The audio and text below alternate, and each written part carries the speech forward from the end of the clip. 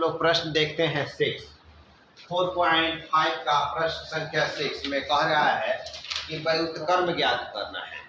व्युत्क्रम को हम लोग इंग्लिश में इन्वर्स बोलते हैं। तो व्युत्क्रम को हम लोग ए का इन्वर्स यानी कि हमको ज्ञात करना है। तो यहाँ पर हम लोग लेकर चलेंगे, सॉल्व करेंगे। तो सबसे स्टार्टिंग में आप लिखिएगा माना ए बराबर -1, 5 और -3 और ये 2 है। हमको ज्ञात करना है क्या? व्युत्क्रम ज्ञात करना है। तो व्युत्क्रम जो होता है वो ए का इन्वर्स होता है। तो यहाँ पर लेके चलेंगे कि ए का इन्वर्स इक्वल टू व्हाट। प्रश्नवाचक के चीज दे दिया गया। सारे विद्यार्थी लोग ध्यान नहीं था, ठीक है ना। आप लोग ध्यान नहीं दे रहे हैं, इसी कारण नहीं बन पा रहे हैं आप लोग से, नहीं तो उस टाइप का टोटल क्वेश्चन बन जाना चाहिए। तो इसको ए मानिएगा, ए बराबर इतना हुआ तो आप ए का इन्वर्स बराबर प्रश्नवाचक के चीज देंगे। कोई जरूरी नहीं कि आप इसको ए मानते हैं, बी भी मान सकते हैं। तो यहाँ बी का इन्वर्स बराबर व्हाट लिखिएगा। सी भी मान सकते थे तो सी का इन्वर्स बराबर व्हाट लिख सकते थे, ठीक है ना। चूंकि सारणी को अंग्रेजी वर्णमाला के बड़े अक्षर के द्वारा सूचित करते हैं, तो आप A B C D Z कुछ भी मानिएगा तो वहाँ उसका इन्वर्स लिखना पड़ेगा, ठीक है। इसके बाद हम लोग बढ़ेंगे यहाँ पर कि ए का इन्वर्स का फॉर्मूला आपको बताया है कि ए का जो इन्वर्स होता है वो ए का इन्वर्स जो होता है 1 divided by determinant of A into में एडजॉइंट ऑफ ए होता है। इसी को समीकरण 1 मान लीजिएगा। अब हम करेंगे क्या कि सारणी के ए का मान प्राप्त कर लेते हैं और ये एडजॉइंट ऑफ ए का मान निकाल कर दोनों का वैल्यू इसमें पुट कर देंगे तो आंसर आ जाएगा। तो स्टार्टिंग में सबसे दोनों का वैल्यू अलग अलग निकाल लेते हैं। तो सारणी के ए का मान निकालेंगे तो सारणी के ए है तो ए को बोलेंगे यहाँ पर -1 है, 5 है, -3 है और ये 2 है। तो सारणी के ए का मान हो जाएगा प्रथम विकर्ण का गुना, प्रथम विकर्ण का गुना माइनस में होता है द्वितीय विकर्ण का गुना, तो 5 गुना -3। ये प्रथम विकर्ण का गुना और माइनस में होता है द्वितीय विकर्ण का गुना। तो ये हो जाएगा -2 माइनस गुना माइनस प्लस हो गया, 5 में 3 से गुना कर दिए 15, तब जाकर ये कितना आ गया? 13 आ गया। तो सारणी के ए का जो मान आया 13 आ गया।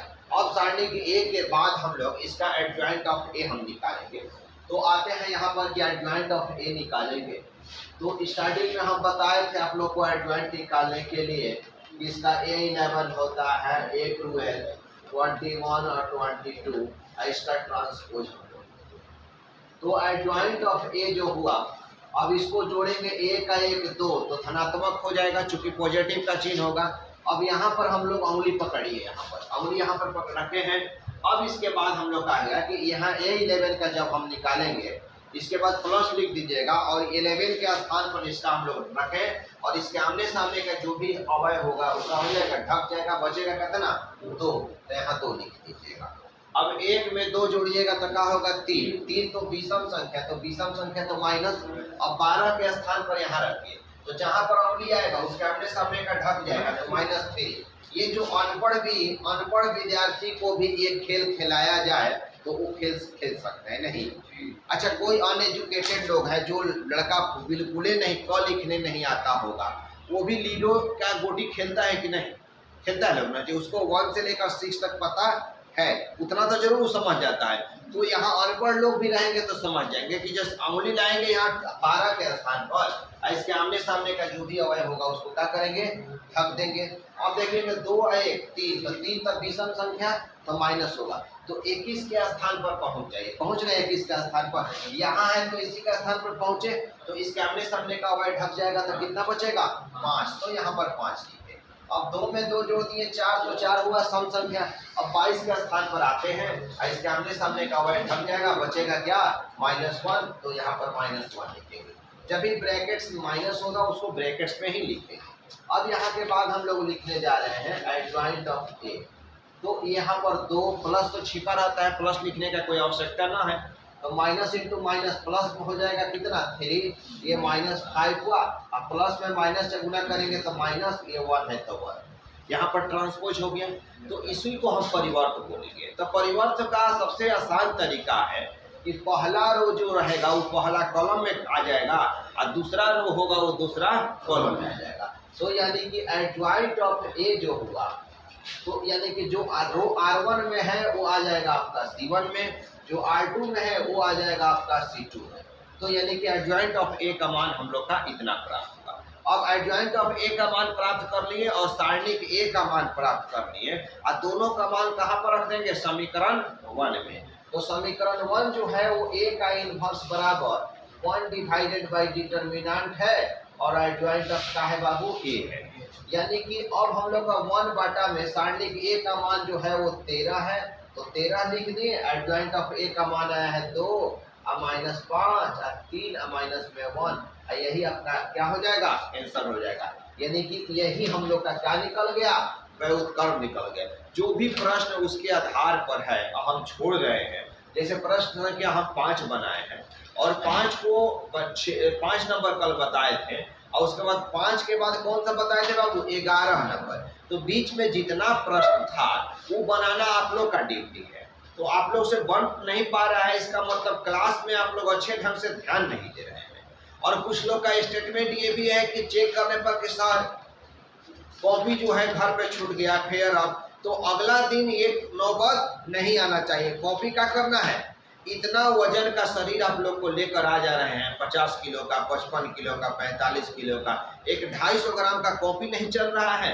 किसी तरह का बहाना मत बनाइए, कॉपी को लेकर आइए, आप उसको चेक करवाइए, तब ना हम समझेंगे कि आप कितना % समझ पाए।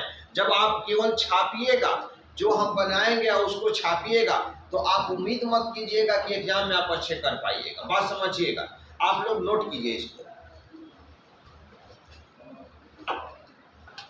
अब हम लोग इसका प्रश्न संख्या 7 देखेंगे कि 7 क्या कह रहा है। इसमें भी हम लोग का व्युत्क्रम निकालने के लिए कह रहा है। प्रश्न संख्या 5 से लेकर 11 तक टोटल का व्युत्क्रम निकालना था। तो अभी तक जो आप लोग क्वेश्चन नंबर 5 और 6 में जो सीखे हैं वो कितने ऑर्डर का था? 2 गुना 2, 2 गुना 2, यानी 2 गो रो वाला था और 2 गो कॉलम वाला था। अब आपका व्युत्क्रम जो निकालना है वो 3 इंटू 3 ऑर्डर का है। कितना का है? 3 इंटू 3 ऑर्डर का है। तो अब इसमें आप लोग को सिखा रहे हैं कि इसका हम लोग यहाँ पर सॉल्व करेंगे और लिखेंगे कि माना a बराबर 1 2 3 0 2 4 0 0 और ये 5, तो हमको ज्ञात करना है a का इनवर्स बराबर 1। ठीक है, यही ना व्युत्क्रम में ज्ञात करना है। तो सबसे जिसको ज्ञात करना है उसको यहाँ लिख लीजिए। इसका फॉर्मूला क्या होता है? 1 डिवाइडेड बाई सारणिक ए इंटू में एडजॉइंट ऑफ ए। समीकरण का हो गया 1। सेम अब इसका मान निकाल लिया जाए और सारणिक ए का मान निकाल लिया जाए और लास्ट में दोनों का मान निकाला जाएगा, तो कहेंगे समीकरण 1 से। तो अब यहाँ पर सारणिक ए का मान निकाल लेते हैं। तो सारणिक ए का मान निकालेंगे तो 1 2 3 0 2 4 0 0 5। तो सारणिक का मान निकालना आसान है होगा। इससे अगर C1 से निकाल दिया जाए तो चाहे R3 से निकालेंगे तो दोनों के रास्ता में क्या पड़ रहा है? 0 पड़ रहा है। जिसमें 0 का संख्या अधिक हो उसी से आप इसका वैल्यू निकालेंगे। तो हम C1 से निकाल देते हैं, R1 से भी निकालेंगे तो वही मान आएगा। किसी भी रो अथवा कॉलम से हम सारणिक का मान निकालते हैं तो मान क्या आता है? वही आता है, उसमें किसी तरह का बदलाव। तो हम निकाल रहे हैं कि C1 के द्वारा। तो हम लोग 1 लेकर चले। अब 1 के पहले क्या होगा? धनात्मक का चिन्ह। तो ये कैंसिल बचा कितना? 2 4 0 कितना? 5। समझ में आया बाबू? ये 1 रखे हैं तो ये कैंसिल हो जाएगा, तो 2 4 0 5 होगा। तो अब ये सारणिक ए हो गया, यहाँ पर 1 हो गया। अब होगा प्रथम विकर्ण का गुना और माइनस में कितना? द्वितीय विकर्ण का गुना। तो अब ये जो 1 हो गया और 2 में 5 से गुना कर दिए और माइनस में 0, तो सारणिक ए हो गया। अब ये 1 गुना कितना हो गया बाबू? 10। 10 में 0 घटाइएगा तो 10 ही होगा, और 1 में 10 से गुना कीजिएगा तो क्या होगा? 10। यानी कि आप कह दिए कि सारणिक ए का जो मान है वो कितना आया है? 10। तो सारणिक ए का मान निकाल दिए।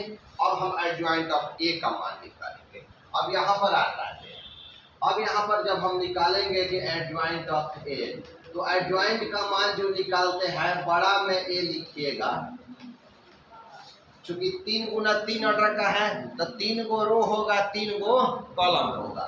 तो यहाँ पर 21 हुआ, 22 हो गया, 23, 31, 32, ये 33, इसका क्या हो गया, ट्रांसपोज हो गया, यानी कि परिवर्त का चिन्ह दे दिए। यहाँ तक समझ में आया।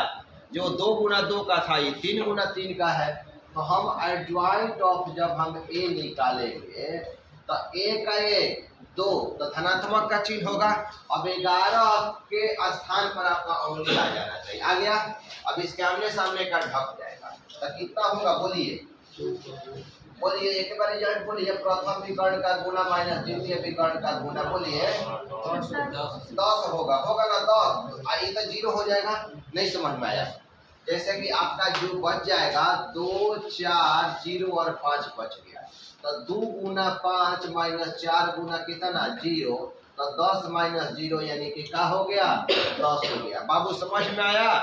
फिर 1, 2, 3 तो 3 तक का हो गया विषम संख्या। अब जब विषम संख्या तो यहाँ पर स्थान आ जाएगा, तो एक खत्म हो जाएगा, एक खत्म 0, 4, 0, 5 बचेगा। क्या बचेगा 0, 4, 0, 5 बचेगा ना। तो फिर यहाँ इसका मान निकालेंगे तो प्रथम विकर्ण का गुना माइनस, तो ये 0 माइनस 0 यानी कि क्या हो गया 0, तो यहाँ क्या रखिएगा 0। बात समझ में आ रहा है। 1, 3, 4 तो 4 तक कितना धनात्मक, तो यहाँ पर अंगुली आ गया। देखिए तो अंगुली है आप लोग का कि नहीं, अंगुली है ना, अंगुली को यहाँ ला दीजिएगा और उसके बाद आमने सामने का ये ढक जाएगा, तो क्या बचेगा बोलिए 0, 2, 0, 0। अब क्या करेंगे प्रथम विकर्ण का गुना माइनस, तो 0 माइनस 0 यानी कि क्या हो गया, तो यहाँ स्टेप रखेंगे 0। समझ में आया। 2 आए 3 तो 3 तो माइनस, नहीं समझ में आया, 3 तो माइनस। देखिए तो अब यहाँ पर 21 को हम निकाल रहे हैं, तो यहाँ पर रखेंगे, रखें अंगुली के जो सामने पड़ रहा है वो हट जाएगा और ये हट जाएगा ना, तो क्या बचेगा 2, 3, 0, 5। क्या बचेगा बाबू 2, 3, 0, 5 बचेगा ना। अब प्रथम विकर्ण का गुना माइनस में द्वितीय विकर्ण का गुना, तो 10 माइनस 0 यानी कि क्या बचा 10। 2, 2, 4 तो 4 तो प्लस, ठीक है ना, 4 तो प्लस। तो अब यहाँ उंगली आ गया मेरा, तो ई खत्म हो जाएगा और ई खत्म हो जाएगा, नहीं समझ में आया। यहाँ उंगली रखे तो उंगली के जो भी आमने सामने पड़ेगा तो 1, 3, 0, 5 का बचा बाबू, नहीं समझ में नहीं आ रहा है। बस उंगली के आमने सामने का जो अवयव है उसको ढक देना है, ढक जाएगा कि नहीं आपसे, और जो बचेगा उसको लिख देंगे। तो अब 1 गुना 5 माइनस 3 गुना, तो ये 5 माइनस 0 यानी कि क्या हो जाएगा 5। समझ में आया। 3, 2 तो माइनस हो गया, तो अब अंगुली आ जाएगा यहाँ, तो यहाँ पर आया तो इसके सामने जो भी पड़ रहा है वो खत्म हो जाएगा, खत्म हो जाएगा नहीं ये वाला। तो 1, 2, 0, 0 क्या बचेगा बोलिए 1, 2, 0, 0। जी समझ में आ रहा है। तो ये प्रथम विकर्ण का गुना माइनस में द्वितीय विकर्ण का गुना, तो क्या हो गया 0 हो गया। अब 3 आए 4 तो 4 तो धनात्मक, 4 तो धनात्मक। अब इसके बाद हम फिर यहाँ पर सॉल्व करके दिखाएंगे आप लोग को कि ये कितना हुआ। तो अब यहाँ पर देखिए हम 31 के स्थान पर आ गए हैं, तो 31 के स्थान पर जाएं, ठीक है बाबू, गए ना यहाँ पर, इसके आमने सामने का ढक जाएगा, कौन कौन बचेगा बोलिए। हाँ बहुत बढ़िया 2, 3, 2, 4। तो साइड में लिख लीजिएगा 2, 3, 2, 4। तब प्रथम विकर्ण का गुना माइनस द्वितीय विकर्ण, इधर रफ में आप लोग करते जाइएगा। 4 दूना का 3 दूना 8 में से 6 घटाएं 2, तो यहाँ लिख दीजिएगा 2। 2, 3, 2 तो विषम संख्या तो माइनस, फिर मेरा अंगुली को ला दिया जाए यहाँ पर, तो अंगुली के सामने जो भी पड़ रहा है ये खत्म हो जाएगा, ये खत्म होगा। जैसे अंगुली है तो अंगुली के आमने सामने हाई लाइन पड़ेगा, हाई लाइन पड़ेगा, तो 1, 3, 0, 4 क्या बचेगा बाबू 0, 4। नहीं समझ में आया।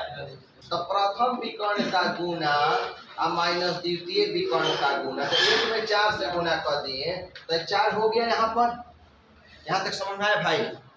3, 3, 6 तो प्लस का चिन्ह देते हैं, तब यहाँ पर अंगुली आ जाएगा। तो यहाँ अंगुली आया तो अंगुली के आमने सामने हाई पड़ रहा है, हाई पड़ रहा है 1, 2, 0, 2, 1 2 0 2 ना बाबू, समझ में आ रहा है ना।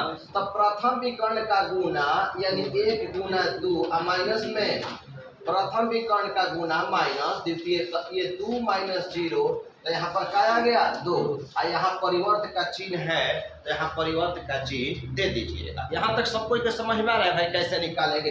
किसी को दिक्कत है तो हमको बताइए। अब ये जो रफ में किए हैं इसको हटाते हैं। अब यहाँ पर पहले चिन्ह को आप क्या कीजिए, एकत्रित कर लीजिए। चिन्ह क्या कह रहा है इसका, तो हम लिखेंगे एडजॉइंट ऑफ ए, यहाँ पर 10 है। अच्छा 0 0 होता है, 0 ना कि माइनस और प्लस नहीं होता है, 0 का होता है 0 होता है, तो 0 हो गया, यहाँ पर 0 हो गया। ये -10 है, ये 5 है चूंकि प्लस छिपा रहता है, ये 2 हो गया प्लस छिपा रहता है, -4 हो गया, अब ये 2 हो गया। इसका क्या लिखें, परिवर्त। अब हम लिखेंगे एडजॉइंट ऑफ ए बराबर, अब पहला रो पहला कॉलम में आ जाएगा, बात नहीं समझ में आया? दूसरा रो दूसरा कॉलम में आ जाएगा, तीसरा रो तीसरा कॉलम में आ जाएगा।